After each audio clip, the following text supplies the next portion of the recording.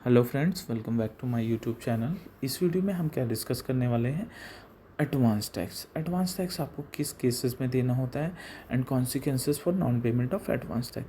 अब गाइस होता क्या है, सिंपली अगर मैं बताना चाहूँ एडवांस टैक्स कब अप्लीकेबल है। फर्स्ट थिंग इज़ दैट आपको एडवांस टैक्स जो इनकम टैक्स एक्ट में लिखा हुआ है, अगर आप ये एस्टिमेट कर रहे हो कि आपको पूरे साल में आपको 10,000 रुपये टैक्स देना है इन एडवांस, 10,000 से ज़्यादा टैक्स आपकी लायबिलिटी है, तो उस केस में गवर्नमेंट ने प्रोविज़न रख रखा है कि आप हमें एडवांस में टैक्स दें। एंड सिमिलरली ये प्रोविज़न्स नहीं लगेंगे अगर आप सीनियर सिटीजन हैं। सीनियर सिटीजन्स के केस में क्या होता है कि उनको ओनली उस केसेस में एडवांस टैक्स देना पड़ता है अगर वो बिजनेस एंड प्रोफेशंस, मतलब वो कुछ बिजनेसमैन हैं या कोई प्रोफेशंस कर रहे हैं, मतलब लीगल या CA profession, CMA, CS professions and so many others professionals which are practicing within India. There are many but professions को इनकम टैक्स एक्ट में डिफाइन कर रखा है, तो that I will be covering in another video. तो इसमें क्या होता है, उन दैट के सीनियर सिटीजन्स को एडवांस टैक्स पे करना होगा। अब आपको एक मैं सिनारियो बताना चाहूँगा कि एडवांस टैक्स बेसिकली आप को कैसे देना होता है। मतलब तो गवर्नमेंट ने सपोज़ करो आपकी इनकम 5 लाख है, तो यहाँ पे भी जो न्यू रेजिम है, ओल्ड रेजिम है, तो वो डिफरेंट स्लैब्स हैं, वो I will be discussing some other video. But इसमें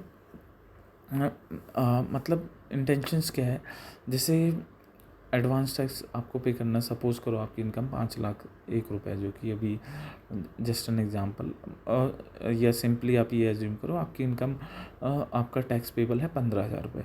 तो गवर्नमेंट आपको बोलेगी कि आप जो है 15% मुझे उसका टैक्स 15 जून तक दे दो।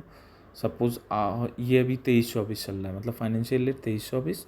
तो इसमें जो 23-24 में आपने जो क्वार्टरली अर्न किया है, तो 15% उसका आप एडवांस टैक्स मुझे दे दो। मतलब आप ये मान के चलो कि आपको 15,000 देना है, तो 15,000 का 15 आप परसेंट आपको गवर्नमेंट को इन एडवांस दे देना है बाई 15 जून। सिमिलरली फिर ऐसे आपको 45, मतलब 15,000 का 45% 15 सितंबर तक देना है। फिर 75% बाई 15 दिसंबर आपको देना है, ठीक है, ऑफ 15,000। फिर ऐसे 15 मार्च तक आपको पूरा 100% पे कर देना है, ठीक है। सिंपल सा कॉन्सेप्ट है। एंड यहाँ पे गवर्नमेंट ने कुछ एक्सेप्शंस दे रखी हैं, लाइक अगर आप 44AD और 44ADA, ये क्या है, उनके केसेस में ये प्रोविज़न नहीं लगता। सपोज़ आप सिंपली इसमें कुछ बिजनेसेस प्रिस्क्राइब कर रखे हैं 44AD प्रिजम्पटिव टैक्सेशंस, 44ADA में भी। 44AD में क्या है, आपको अगर आप अपने बिजनेस का 6% एज अ प्रॉफिट शो करते हैं, अगर आपको इलेक्ट्रॉनिक मोड में पेमेंट मिला है सारा, या 8% इन केस ऑफ मिनिमम अगर आप डिक्लेयर करते हैं इतना, तो 44AD में आप अपनी इनकम डिक्लेयर कर सकते हैं। बट यहाँ पे सर्टेन केसेस प्रिस्क्राइब्ड हैं, मतलब लिमिटेड हैं, तो उन केसेस में आप 44AD ऑप्ट कर सकते हैं। एंड 44AD क्या है, प्रोफेशनल्स के लिए, and there are other things जो मतलब प्रोफेशनल्स हैं, तो that is I will be covering in other video. तो उस केसेस में आपको 50% इनकम डिक्लेयर करनी होती है, तो 44AD होता है वो। तो गाइज यहाँ पे गवर्नमेंट बोलती है इन लोगों को जो 44 जो प्रिजम्पटिव टैक्सेशन ऑप्ट करते हैं, उन लोगों को एडवांस टैक्स देने की कोई ज़रूरत नहीं है, क्योंकि वो ऑलरेडी मतलब गवर्नमेंट ऐसा एज्यूम करके चलती है कि उनका मार्जिन ऑफ प्रॉफिट ये इतना नहीं होता है। And also they will be declaring 6% and 8 whatever respective more than that also they can declare as per their margin in the business। तो उनको क्या होता है, अगर वो बाई 15 मार्च तक ये एडवांस टैक्स पे कर देंगे only, then that's a fine, मतलब उनको कोई भी पेनल्टी एंड कॉन्सिक्वेंसेस नहीं होंगे। एंड अभी क्या होता है, जैसे आपका basically minimum 100% of advance tax, तो उनको बाई 15 मार्च मिनिमम 100% पे कर देना है।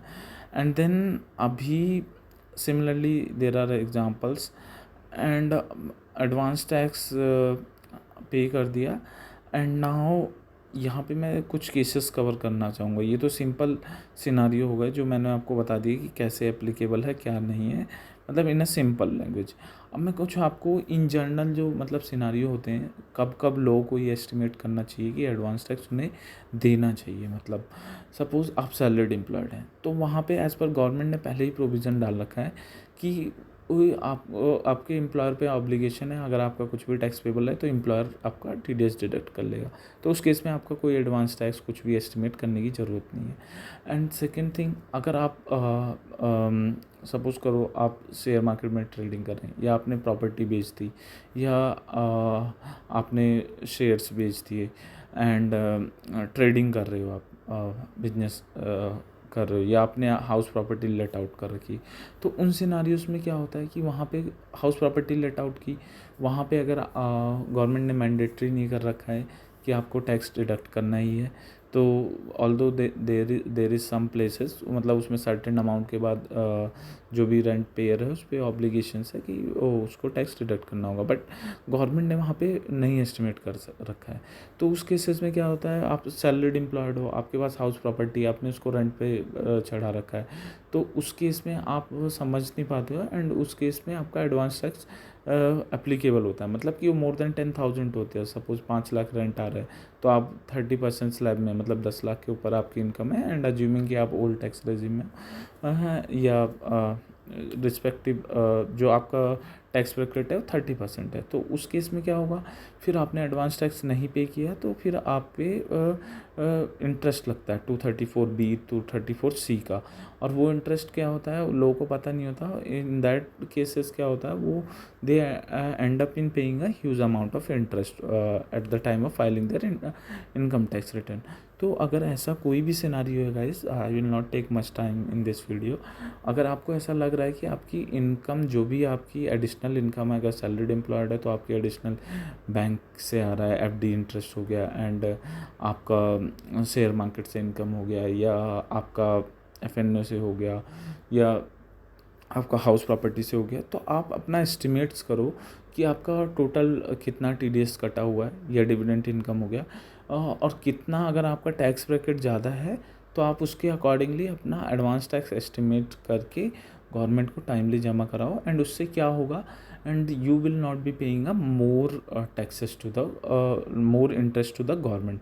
तो इन दैट मैनर आप जो है लॉजिकली वो अवॉइड कर सकते हैं interest to the government. And that's all in this video. This is just a simple gist, the way the advanced tax, that consequences what will happen if you do not pay your taxes on a timely to the government.